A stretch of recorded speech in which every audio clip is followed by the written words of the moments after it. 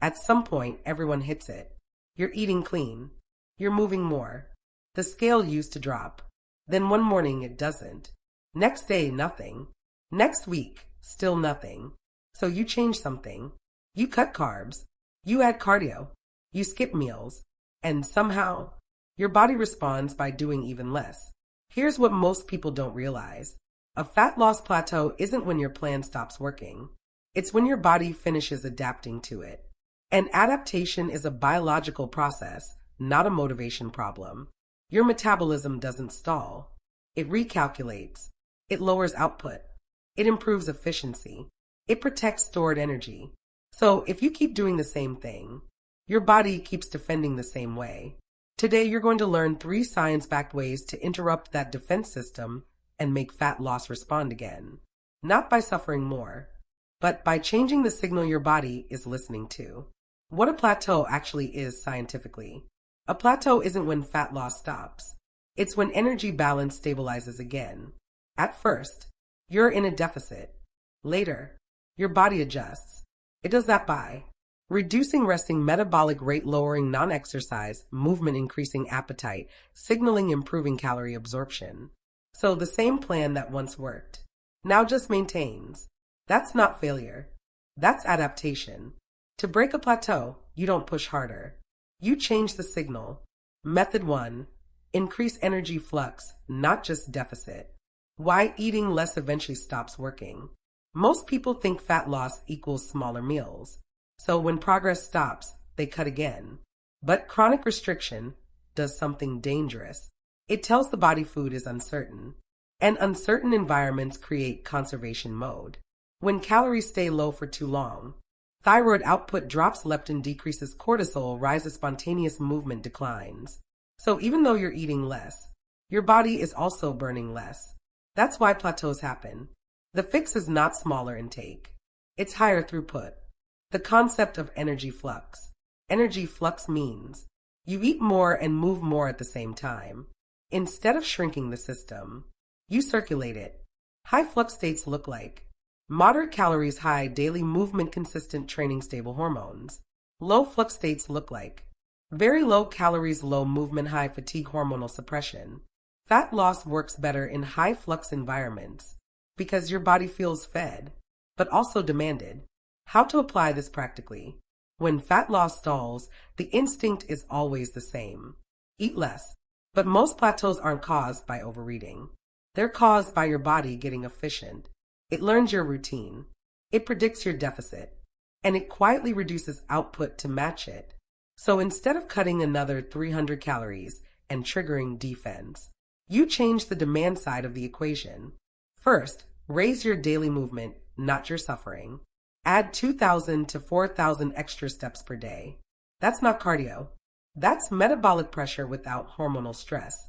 It increases calorie burn without spiking cortisol, without driving hunger, and without making your body think you're in danger. It's the difference between saying, work a little more, and survive. Next, add 1 more resistance session per week. Not longer workouts, not extreme volume, just 1 extra exposure to tension. Muscle is expensive tissue. When you train it, your body keeps energy pathways open. Without strength work, your metabolism has no reason to stay aggressive. 1 extra session tells your system, we still need output. Third, protect protein like it's non-negotiable. When calories drop, protein is the anchor. It preserves muscle, controls hunger hormones, and maintains thermogenesis, the energy cost of digestion. Most people stall not because they eat too much, but because they lose muscle signaling. Protein keeps the signal alive. Then, do something that feels wrong, but works. Slightly increase carbohydrates around training. Not junk.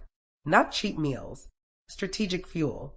Carbs near workouts raise glycogen, lower stress hormones, and improve leptin signaling. The hormone that tells your brain fat loss is safe. Low carbs for too long make the body cling. Targeted carbs make it release. So instead of panic cutting, you apply pressure intelligently. You increase demand. You protect tissue. You lower threat perception. Your body doesn't shut down. It reopens. That's how real plateaus break. Not with starvation, but with smarter signaling. Why this works. Movement improves. Insulin sensitivity, fat oxidation, appetite, control hormonal output. So you're not forcing fat loss. You're making fat available again.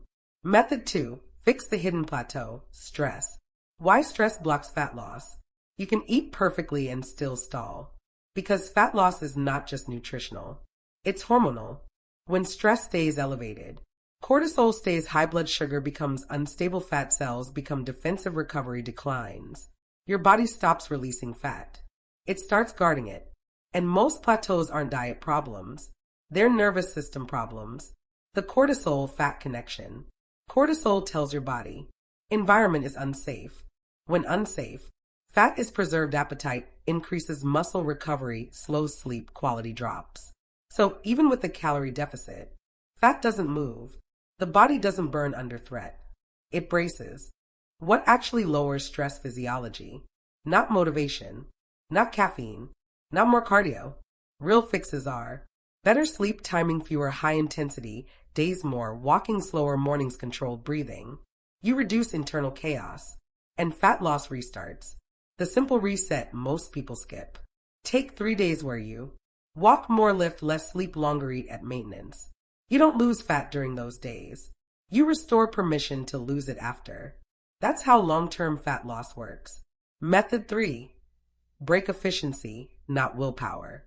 Your body becomes too good at your routine. If you repeat the same plan, same meals, same workouts, same steps, your body gets efficient. Efficiency kills fat loss. Because now, you burn fewer calories per movement, you digest food better, you conserve energy subconsciously. The plan didn't fail. Your body mastered it. Why randomness helps? The body adapts to patterns. So patterns must change. Not extreme change, just signal change. Examples. Swap steady cardio for intervals, change rep ranges, alter meal timing, add incline walking, train at different times. You interrupt efficiency. And fat loss restarts. The science of novel stimulus. New stimulus increases.